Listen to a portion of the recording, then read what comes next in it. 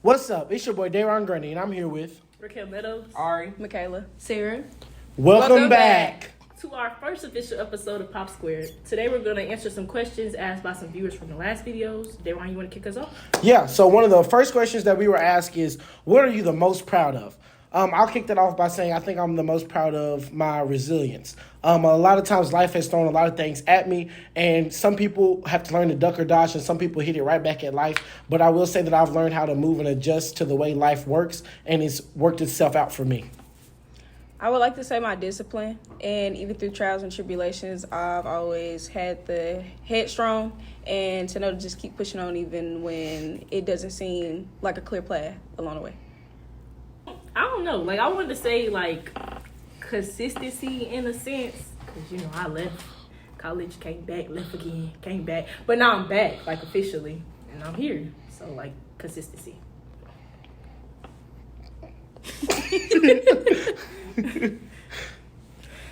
Did I say something wrong? No, it was Ari. Ari keep backing it on. I know, because you were like... So it's my go. Okay, Yeah. I would probably say my patience that I'm Okay. that I'm most proud of. Let me get to I learned a lot about being a patient person, and God has put me in very situations where I had to be patient and had to learn it again and again. So yeah. Okay. For me, I would say like the strive to keep going. I had a lot going on between this and last year, or this and last semester, and it's been plenty of times where I want to give up or like walk away from all of this and be like, I'm going home. But I'm still here and I'm taking it day by day. So I would say I'm most proud of my growth and wanting to keep going. For the next question, we have, where did you grow up and did that affect who you became? I'm gonna just go ahead and start because I ain't grew up too far from here. I grew up in Nashville, Tennessee. Want to be specific, right across from them projects, and it did affect who I became, because at first I didn't know anything about like the projects because we grew up a house away from them, so I felt more not privileged in a sense, but like more like aware of everything. So I feel like me now, like I'm very aware, self-aware, like situational awareness, whatever, but I'm very aware, and I feel like that happened from growing up across from the projects. I feel like me growing up in two different places as a child, and when I say two different, like I was born and grew up in Louisville, Kentucky for 7 years of my life, and I was in the city, and that impact from going there to Robertson County, Tennessee, to the country, a rural area where there's majority different ethnic groups. I will say for me personally, it was a culture shock, and it was a way of teaching me how to balance the world. A lot of people come at you in different ways, and sometimes when we grow up in communities, we only see one way. And so I will say that growing up in two different areas has broadened my dynamic. I would like to say that I grew up in Jackson, and it definitely affected who I became because I was raised around a lot of, like, a strong Christian household. Two-parent family household, so a lot of my morals and beliefs and my outlook on life has came from my mother and my father. I look to them for guidance and strength through hard times. Oh, okay. It's me You again. two gonna stop doing this. So I also grew up in Jackson, and it most definitely did affect me about how I see on life, especially because I was raised by Texan parents. So of course it was like much of a difference to me. So yeah. Well, for me, I grew up in Memphis, Tennessee. That's a very shaky area to be born into because of the poverty that's there, the black community that's there. And it's not a bad thing. It's just that, you know, how it developed over the years. So growing up, it was pretty rough. You hear gunshots down the street, you know, stuff like that. And then I grew up in a household where my mom was a single parent. So I took on most of that responsibility. So it shaped how I think about things, or the way I view certain things, the way I speak on certain things. It just shaped me as a person growing up to now, and how I live life. Would you say that like boosted your maturity level at a young age because you had to step up? It did. It put me on a platform where I feel like I grew up much faster than I was supposed to.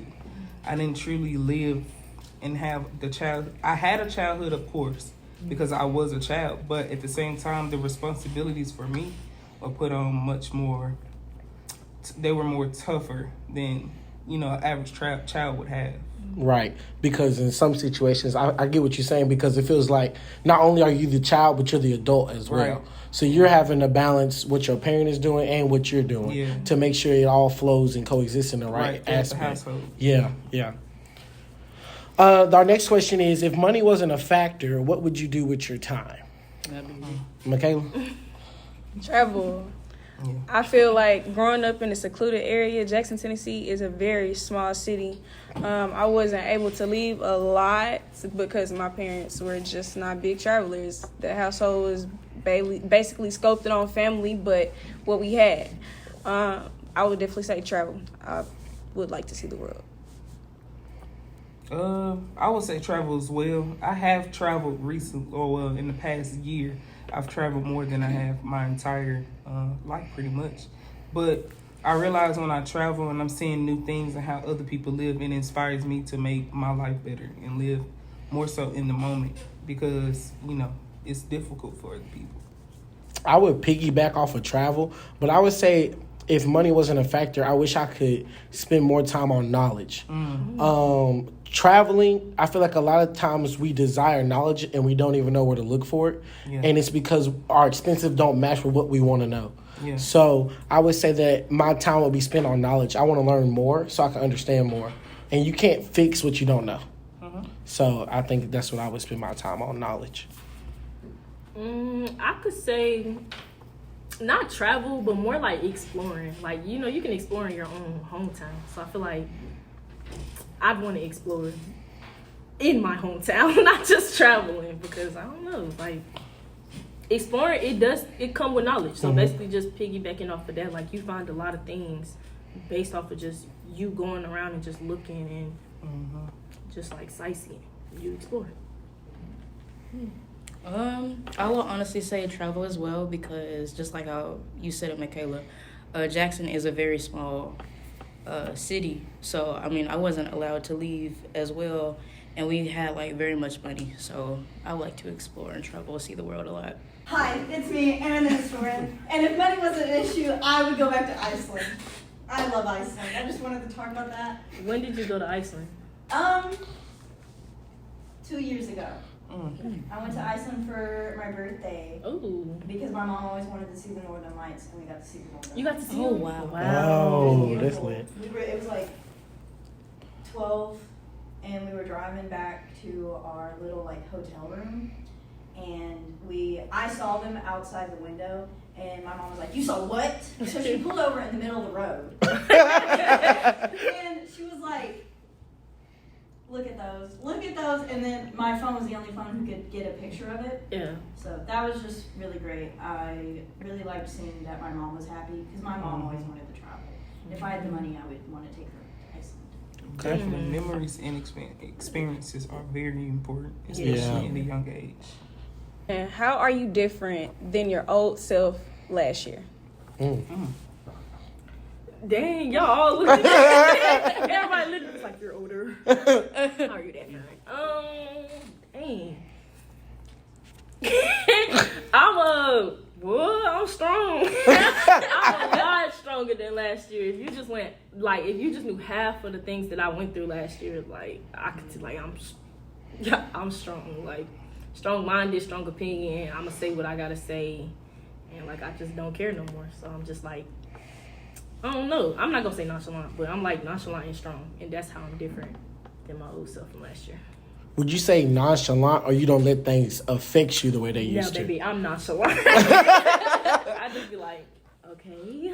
And keep it pushing. Going? Yeah. That's about it.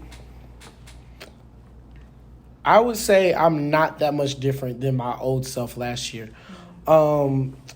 Last year, it's different between me and you because you were in the real world. Mm-hmm. I was still in high school. And as a senior in high school, I was student body president. There was stuff that I did that just became a part of my normal routine every day. Mm-hmm. So when I got to college, I knew that I wanted to be in charge of something or in lead of something because that's just who I am. I'm a leader and I like being in that position. A lot of times they say leaders are born, and I will say that over the time I've always found myself, even if I didn't want to be, put in this position. Right. So I will say that much in itself hasn't changed. What I have noticed in myself is, as a leader, I've changed my ears. Okay. Growing up in the household I did, it was because I said so. So we moved because you said so, and that your word is law, and that's how we move. Mm-hmm. So when that translated over to me as a leader, when I said we did something, that's how we did it. Yeah. But when you come into a world as an adult with so many different backgrounds and so much different knowledge, there's different ways to do things that can be more correct or can take you on a different route to show you more experience. So I will say that, if anything, my ears have changed as a leader. For me, I would say that as far as being different from my old self as of last year, not much has changed yet. And I say that because what I'm dealing with, I'm still dealing with it. It hasn't been solved yet. Like, I have no solution yet. It was the transition from high school to college. Yeah, I like the fact that you used the word yet. And you were real strong too. Like, you used that like you just know. Because you know the change is on the way. Yeah. Yeah. Like, I like the way and I feel like at this point in life, you have to be. Yeah. Like I was saying, as far as my transition from high school year to college, that was it was an amazing and beautiful transition. At the same time, it was a difficult transition. Yeah. Because where I'm coming from, it felt like I had a support team, but at the end of the day, it's me here, so I'm having to do it by myself. So that's difficult. So I have to detach from being the responsible one, the independent, the dependent one. I have to detach from being that and become myself, and that's difficult right now. So I feel like, by the end of this year, I'm gonna be a better version of myself. What I'm going through won't be there any longer, but I feel like I'm working towards that. So I can't too much say that there's a difference yet. Okay. Period. I would probably say my responsibility is greater. That's the only thing that's different. What changed for me as a person would probably be my resilience. Last year was a year that I had a very small load to carry because of the proximity of resources that I had in my reach. So that changed when I had came to college, and now the responsibility is much greater. And at first, I used to be scared of change, but now with resilience, I'm not anymore. Like, even in tough situations, like, I'm able to just adapt right then and there and figure out what to do versus having a lot of time because I'm at home, I'm by myself, I'm in my comfort zone. But being out of that comfort zone, I've now been able to develop and seek wisdom and knowledge along the way. That was deep. I feel like y'all personally, because like senior year is y'all hardest year, regardless if people want to admit it or not, because you're going into becoming an adult, you're going to college, now you worry about your grades, graduating, just prom, just a whole lot of stuff. So like y'all had a lot to deal with. So like I like that. Y'all real strong. Y'all here at college, and like I'm just proud of y'all. Like, 'cause I almost didn't make it. I'm proud of y'all. Like that's, I like that. Sarah.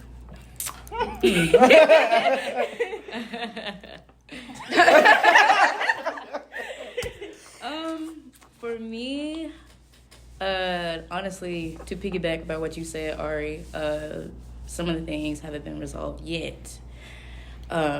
But for like a little small change that I probably like developed, that honestly I don't give myself more credit to.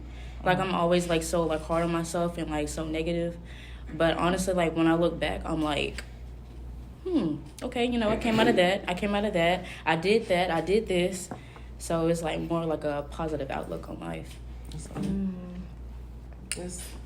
Yeah, a lot of times important. you just gotta take that step back. Yeah. Sometimes you be like, dang, why I do that?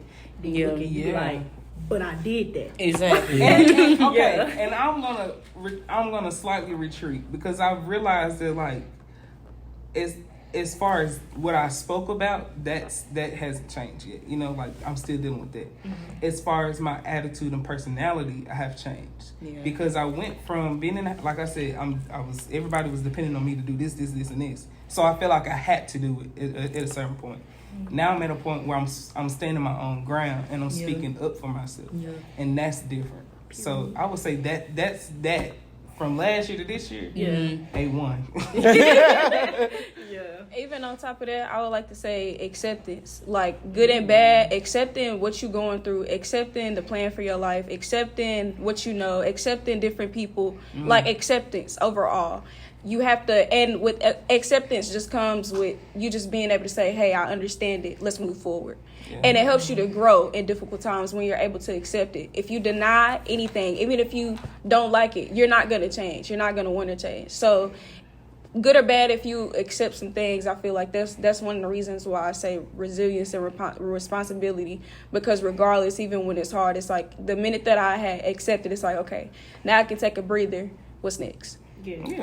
I feel like, to piggyback off of what you said, where you felt like you were constantly hard on yourself, I feel like for me, in the household I grew up in, everything was a competition, you know? So it wasn't necessarily that I was hard on myself. I just wanted to be better than the next, you know? So watching my uncles and my aunts do as well as they did and be as successful as they are, watching my grandma do what she had to do to take care of us, you know, it drove me on a different level of, I got to do it this way. I have to be the 4.0 student. I have to be the student body president, because either it was already done and I needed to do it better, or it had never been done and I wanted to be the first. So I feel like for me, the one change that I didn't even think about is I slowed down a little bit. In high school, I felt like I put so much on my plate because I wanted to do as much as possible and stay active as possible. But once I got to college, it's like once I found my ground and what I like to do, I don't need a bunch of extra stuff to prove my worth, because I was very big on awards. I found myself in a cycle of, if I didn't get an award for it, I wasn't putting my all to it. Right. Whereas in life, you need to put your all towards everything, because the reward can come later. It's not always an award that you see as soon as it happens. Not only that, but I had to learn that not every award will come in a physical plaque form. Some rewards come spiritually, some rewards come mentally and emotionally. Sorry. But that's something that I had to learn, especially when I got to the collegiate level. Like, I'm going to reap what I sow. So as long as I continue to sow, I'm going to get the rewards that I want. Period. Oh, Yeah. sorry. To go off of Michaela, because when you said acceptance, it made me think of like accountability. Like a lot of us, okay, we don't be in the situations we in because, you know, we just like suck. Right. Like we still need to take accountability for, like, at any time we could have left that situation. We could have just said forget it and just left it alone. And so I feel like that accountability is hard to come by. Yeah. It's very hard. I, for one, could not take accountability for a long time, but I feel like I've learned that with all the lessons that I was taught from last year. So accountability is it's the word. Word that's for a the big day. one. Yeah. Look in the mirror sometimes. That's because not every situation is someone else's fault. Exactly. Yeah, that's real. So, Speaking of accounted for, how do you want to be remembered? Ooh, I like the way you.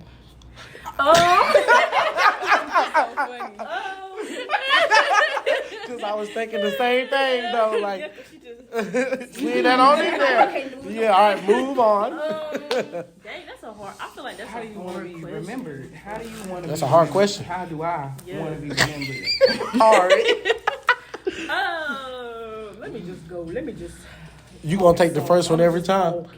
Go ahead. I'm thankful. I'm gonna get it. Hold on. I ain't gonna say pridefully, I guess, but like, I want to be remembered as strong. Okay. Like, I'm strong. I'm a strong person. I always will be. And I got a lot of pride, so that's why I said I don't want to say pridefully, but like, I want somebody to be proud of me. Like when they think about me, they be like, she accomplished so much. I'm just so proud of her. Like my okay. I want my granddad to say, really? When he think of me. Like, that's what I want. I want him to just be like, I'm just so proud of you. You just did so much before you left. And I like that. I want to say, how do I want to be remembered? When I was at ROTC in high school, my instructor showed us a Nick Saban video. Major Life Fleet, he showed us a Nick Saban video. And it was like, do you want to be a but person or an and person? And it was like, do you want people to say, he was this, but... you know, he did that. And I want to be remembered as an and person, and a person who had an impact on other people's lives. Like, man, Daryl was my friend, and he helped me get this job. And, you know, like, I want to be remembered as an and person, not a but person. I don't want to have all my accomplishments diminished by one thing. That is nice. I'm sorry. Anyways, go ahead. I would like to say I want to be remembered as a person that my qualities can be trickled down into the next individual. Like the minute you see something like, hey, Michaela used to do that, or Michaela used to do this, I want to be just remembered simply as a just as a person. I don't necessarily. That's good. Yeah. I don't like being praised. I really don't. And I take compliments very, very harshly. Like, I don't take it in the best way. So I feel like my accomplishments is when I see everybody else happy, or everybody else doing great, or when I'm able to compliment somebody else and put a smile on their face. That is what I find pride and joy in. So how do I want to be remembered as the person that uplifted me, the person that got me to who I am? Like, find pride in yourself. And then just give me a little recognition. That's all. I can relate to that. I can honestly relate to that because it's like being able to make other people laugh, even if you're not doing so well, it feels you. Now that's one. Yeah. So if I leave this earth today, knock on wood, but if it came down to that, I want people to remember me as being like the one that walks in the room and could put a smile on everybody's face. Yeah, very much. Or if the mention of my name makes people happy. Like, I want to be that type of person. Period. Yeah.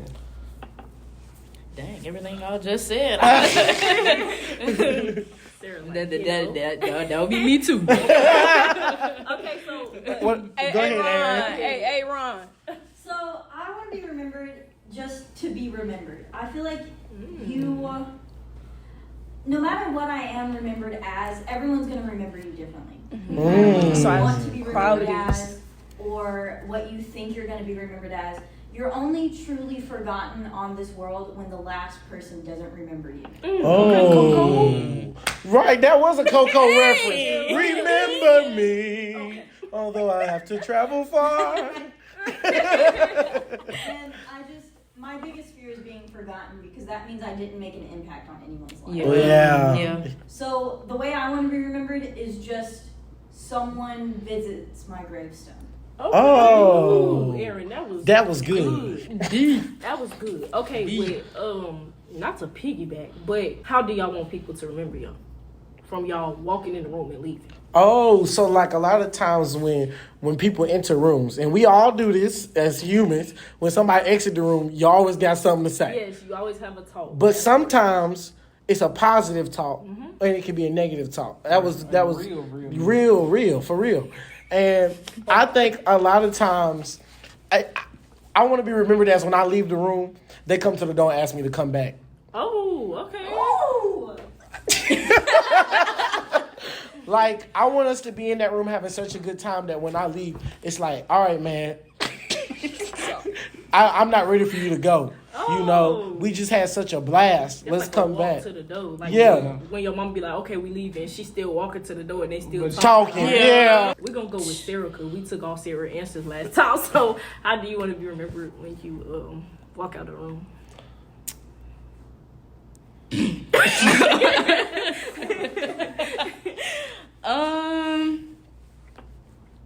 you took my answer.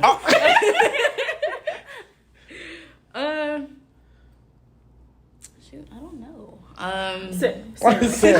Impactful, joyful. Okay. Very joyful. Okay. Very supportive. Yeah, very supportive. Support, yes. Support. Okay. What you think, Michaela? I would like to see you. Hold on. Can they see you over the iPad? Cool. Why is she smiling like that? But can they see her over the iPad? Go ahead, fool. So I would like to use this analogy as I would like to use fragrance as an analogy. You know how somebody walking? No. That is I be good. thinking about that auntie Man. man. That black woman and that pink sugar going. Yes. If that sell That out, Bath and Body Works if that vanilla. sell out, I'm gonna be mad. Yeah. Cause y'all ain't know nothing. All right. Come on, analogy. So I want to use fragrance as the analogy. You know how I don't know if it was Jacqueline, but she said I want to smell good in your presence. I want to leave, like I said, impact. I want something to trickle off. You know how you put on a certain piece of clothing and then it rubs off on the next and it might have a stain. Like I want to have that type of impact on people to where So like every time I smell it, every time you smell it, you think of me. that's good. That's the analogy. So I say with that, like, cause and when it comes with senses too, smell, sight, hearing, touch, it's I just want the being of me, my presence to still just be there to where you just even if you don't think of me, you think of something of me, which is still resemblant to me. Something reminds Something, you. yeah. Ooh, it lingers. It lingers, Yeah, I have yeah. a lingering impact. Yeah. That lingering impact. Making a lingering impact. I mean, That was good. Oh, babe, stop playing. Cool.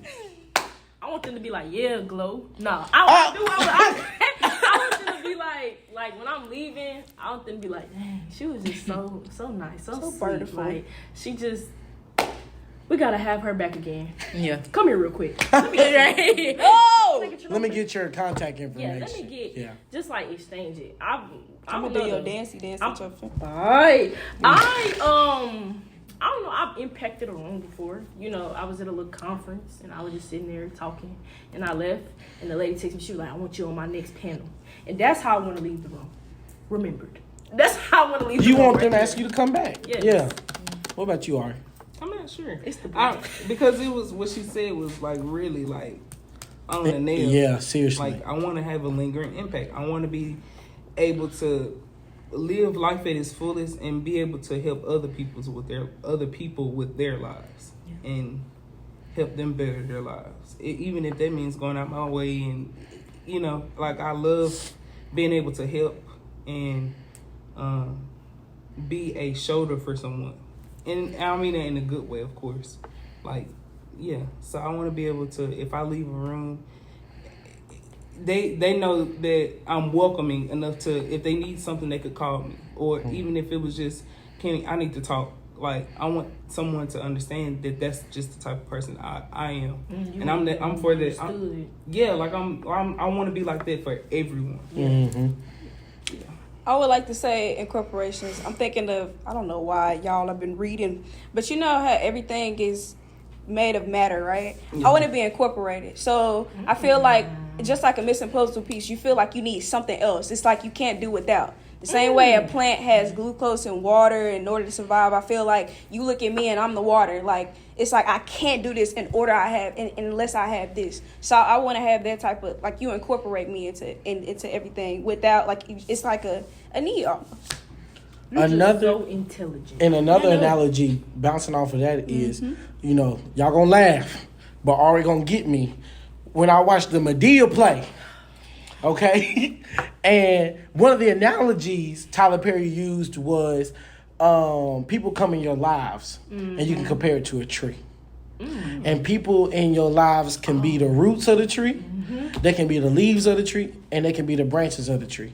And I hope that when people remember me, I was the one pulling all the nutrients to make your tree as big as possible.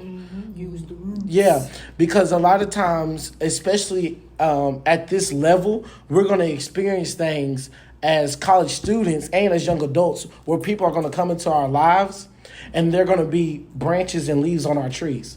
Now, throughout high school, I'm sure we've all experienced plenty of leaves. People who was your friend for a month and then they had to go, or you had to leave the situation. But here at college, I feel like it's even harder because a lot of times we get stuck on trees and we have people that come in our lives that look like the thickest branch. And sometimes we think that branch is going to be there forever. But the thing about a thick branch is it take a storm, a real strong one, but it can still rip it off the tree. So I just want to be that root. I just want to be part of that root. Moving on. I'm gonna go around this table and I'm gonna ask. Okay. Sarah, what's your major? Oh, okay, we're starting with me. Social work. Ooh, why you pick social work? A funny story. Y'all gotta hear this. So really, it's still in the works, but hopefully, I wanted to be an actress. I wanted to be an actress for a very long time. But my father said, okay, well, you need to have something to fall back on. Yeah. And so I was like, okay. So, he got me started into landscaping, yard work, irrigation, drainage. So I was like, okay, I don't know if I want to do this as a career. So, we went to researching and everything. So I was like, okay, social work. So as I started to get into social work, I was like, okay, it's not that bad, getting into the little water a little bit.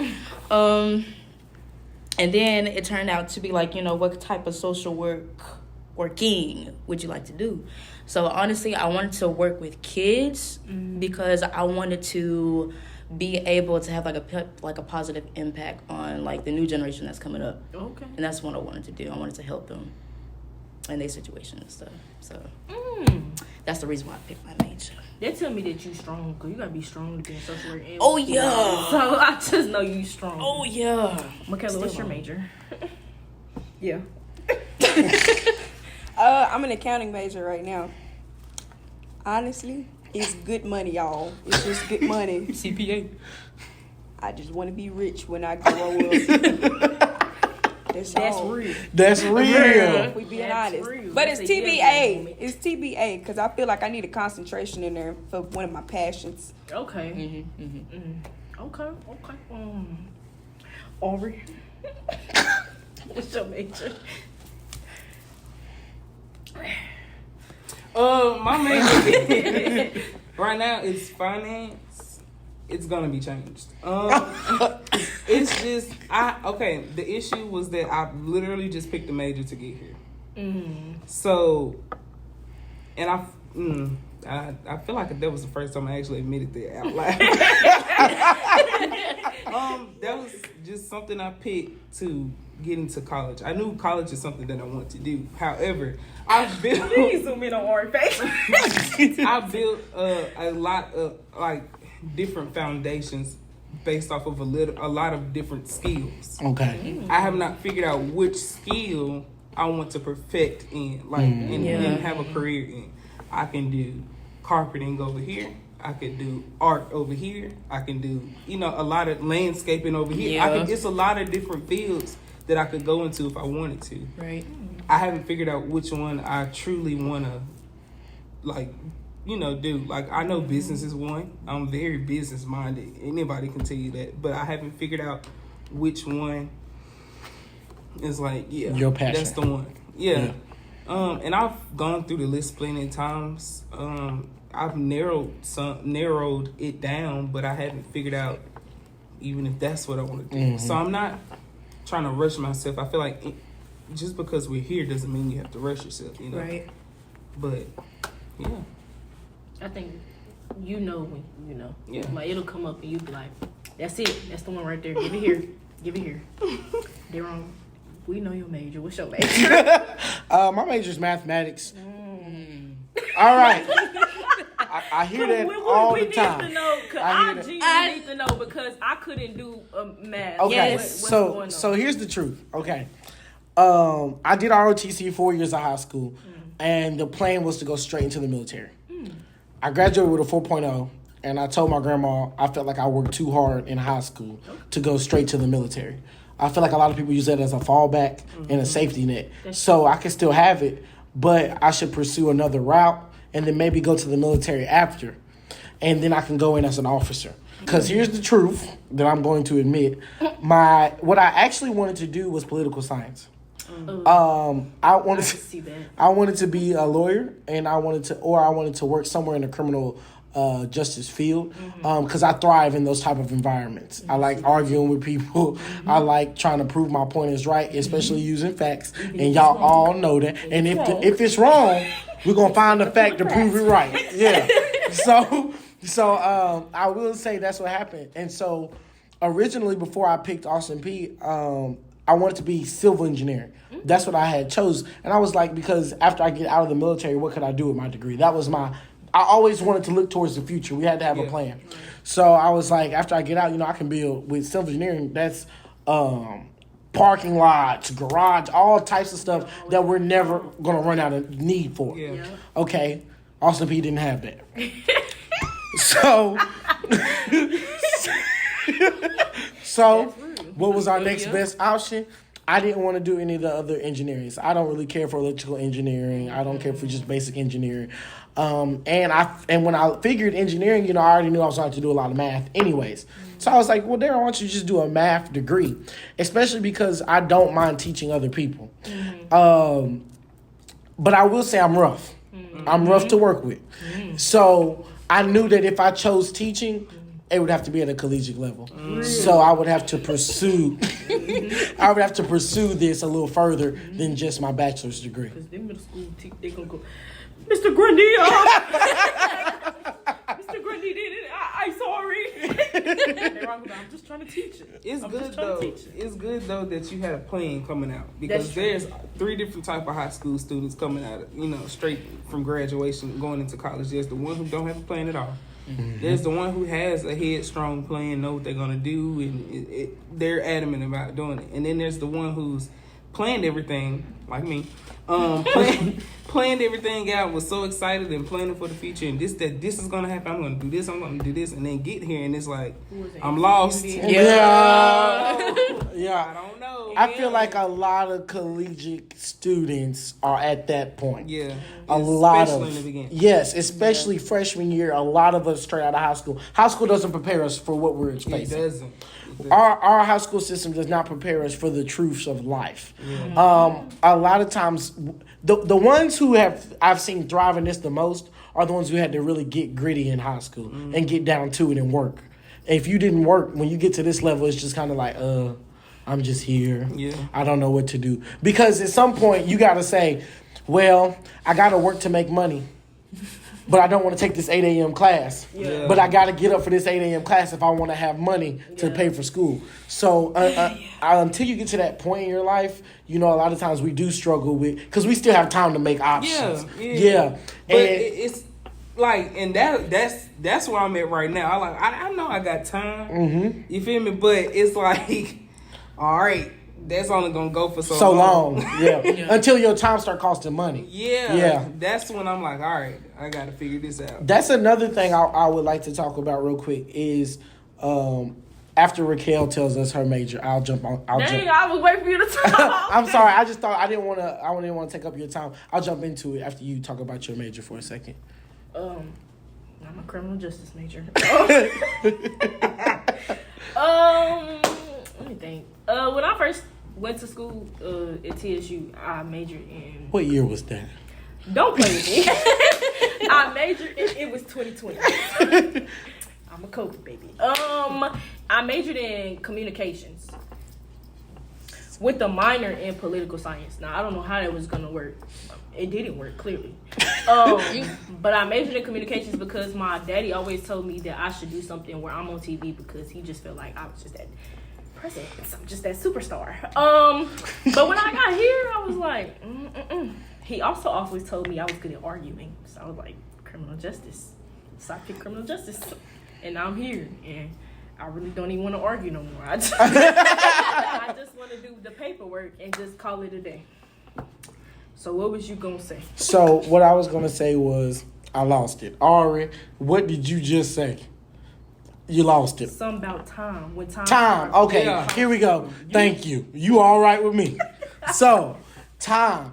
A lot of us, especially coming straight out of high school, I will say, If you came out of high school and had to take out a loan and pay for school, your mindset's different. Yeah. If you came out of high school and something was already paid for, your mindset's different. Yeah. These are two different people, okay? Because when you jump out of high school and you're paying for school, you have no choice a lot of times but to say, okay, I know I picked something that I really didn't like, but I don't have the money to change it too much. So I need to stay fast if I get too deep. But if we came out where our first couple years were paid for, we're like, oh, well, if I don't want to do it, I can switch it up and pay for it later, And I will say, for me, it was like, this is where that fallback on the military came from. It was like, if I don't like my major, just go to the military. They'll pay for my school. Not everybody can do the military. That is true. I know they make it seem like you can go in and get chewed out and yelled at. That ain't for everybody. That's not everybody's mindset. It'll break you. It can break people down. Seriously, it's not for everybody. But if this is the route you want to choose, I feel like as high school students, it would have been better to know more than what I knew. I feel like it might be different for y'all, but when I was in high school, I was prepared for college. Like I was already set up for college. So to hear y'all say like y'all feel like y'all wasn't prepared for college, they're low key kind of sad because like we had like job fairs, college fairs, we had like COVID doing interviews. We had it. We did. After COVID, it's like the school system just was like, let's just get them through. we're not gonna do it Yeah, anymore. let's just get them out. Yeah. So- It was like our generation, they were just like, once we push them out, we can fix it. But for now, we just need to go on and rush them on through the system. Yeah, because for ours, they were like, it's not going to pass in college. And I'm telling you, and it wasn't. That wasn't like something where they be like, it's not going to pass in college. And then it it does. did, yeah. That was somewhere we were like, we could do. No, wouldn't pass. It's not passing. She said that already. I feel like definitely. Oh, go ahead. She was just saying, yeah, go ahead. Go ahead. Rock, paper, scissors. All right. Rock, paper, scissors for it? Do it. Go ahead, Michaela. I feel like Hold your thought. Put a pin in it. I feel like when it comes to school, it also depends on. I think everybody's mindset is based off of how easily accessible is success. When you get in school, I honestly think like 18-year-olds, 17-year-olds, like, yeah, when I was in high school, I was hungry to get some money, like I said, picking accounting. So I was looking for every opportunity. I'm trying to be the straight A student. I'm doing everything in my capacity. So it's all about your want. But also at the same time, I'm not going to say for those who don't have their job, also don't have the resources, because I feel like school systems, like you said, might play a role. That age of 13 to 18 years old when you're in high school, it's a lot. You go through the adolescence phase up until young adulthood. So the mass majority population is still stuck in like a childhood, young mind. And it's hard to make a decision. I'm sorry, but it's hard to make a decision when your frontal lobe has not fully developed yet. and you picking something that you think is what you need to do momentarily, only to find out later down the line, hey, maybe I need to gain more knowledge in this area because this will sustain me in this hardship that I'm going through right now. And that's usually what happens a lot of times. It's either passion, it's either sacrifice, or it's either some type of want or need, like you said, like being a lawyer, being a criminal justice major, helping people, or self-sufficient things like, oh, I want to be an artist, I want to be a musician. So, what was you about to say? You lost it. Okay, wait. It was about schools because I was speaking on the back to the transition of schools. I feel like I know what it was. It was you talking about the job fairs. In our school we had job fairs and we had this, that, and the third. But for me, I feel like it's as far as my old school and a lot of schools now, a lot of schools and principals and all of that, they do all of that to push the students off and make the school look good because it makes them look good. So I feel like a lot of Ain't that they were doing? I feel like, and because of that, that's what doesn't help as far as the transition. That and also parents. In my city, that part. That's enough said right there. Yeah. Parents, like I feel like we had to. A lot of parents are you ever had that parent and be like, oh, baby, I can't help you with that. I was in school 20 years ago, and that's it. That's all I got. Mm-hmm. That's how I feel like we grew up. Like, I grew up, at least. Because it's like I had to do everything on my own. Yeah. As far as getting here, I did everything on my own. So it was like, that's rough. Like, trying to balance it out. I feel like for me, it was especially rough because I wasn't raised by my parents. I was raised by grandparents. Yeah, so where the gap that's was okay. 20 years, you know, for them, they like, oh, baby, I ain't been in school for 50 years. You know, like the gap is so much larger. But I will say with the being raised by grandparents, my knowledge and my wisdom level are completely surpassed a normal 18-year-old because of the life experience that they've taught me and the situations they put me in. Because the thing about grandparents, you know, they live in today's day and age, right? But they've already raised their kids. Right. So the thing about it is if their kids were successful, it's just like in math. I know y'all gonna hate this, but when you have a function, you input stuff, you get an output. Okay? So if the function working, if the system's working, then we gonna keep using that same system. Right. Yeah. When my granny looks at me, she sees an 18-year-old grown man. Right. Get out the house and move. In today's world, that's not always the best move for an 18-year-old man because you're not as prepared as for today's world as you could have been back then. You know, back then they like, you can go out in the world and say you want to do hair, you jump straight into it, you go get your license, you do hair, you do that. You go out into the world today, you got 50,000 people doing hair. And if yours ain't the right way, then next thing you know, your business failed, you calling your mama asking to move back home. Then it's 50,000 steps in between even getting to the point where you can do it legally. It's Yeah. like, Yeah. I'm dead. That's all you could say. Oh, the way you say like your grandparent, like I think that my wisdom and my knowledge is up there too. Don't for sure. It was. I mean, up you and there. Sarah outrank us. Oh my god, it was up there when I was 18, and I feel like it came from the different methods that I was taught, especially math. I hated math. I still hate math. I only took one class. And I'm done. My apologies, sir. But my granddaddy taught me a way, my mama taught me a way, my teacher taught me a way, my daddy taught me a way, and then I just put all of that in and was like, oh, I like it that way. But I also could do it that way, and I could do it that way. And I feel like my grandparents and my daddy and my mama taught me problem solving, basically. Oh my gosh. Speaking of, go ahead. like, that's good. Yeah. It's great to have that Multiple many different, people in your life to where you can do that. But then it's also it takes a community where I understand that there's some people who don't have that. And so because of that, it just being here is difficult. Yeah, and I will say, like you said, how you had multiple different looks and you put it together and problem solving. A lot of this generation lacks critical thinking. That is, wow. And now that you say that, with the problem solving, I feel like the lack of critical thinking is because they didn't have a bunch of different outlooks. They had one way, and it was either one way it worked or it didn't. Half of the time you was Cheating. So Yeah. a lot of y'all Didn't learn anything. and have no common sense. Yeah. If anything, it's all book smart. And Yeah. it hurt me to see a generation be like that. But I can't help y'all. I can't. You gotta learn common sense. Yeah, you do. But I will say, we kind of gotta wrap it up, y'all. We've been talking. That's right. So y'all go ahead and No, we can't. Okay, y'all go ahead, subscribe to the channel because we didn't say that in the trailer. We forgot to tell the people if they to want to subscribe and not. Oh, you right. I hate when people be like, "Go ahead and subscribe." I don't want to subscribe. Leave a comment if you have. Again, this is y'all last chance. If y'all got any topics y'all want us to discuss, because we're going to give you the realest and the best we got on any topic you want to discuss. So this is your last chance to send it in because next podcast, we're hitting the ground running with different topics that will impact y'all lives, hopefully, and help you see things in a different life. POP, hold it down.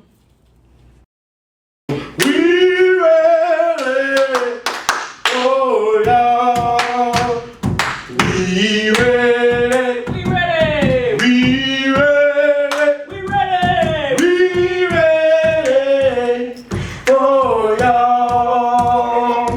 It's the gospel choir.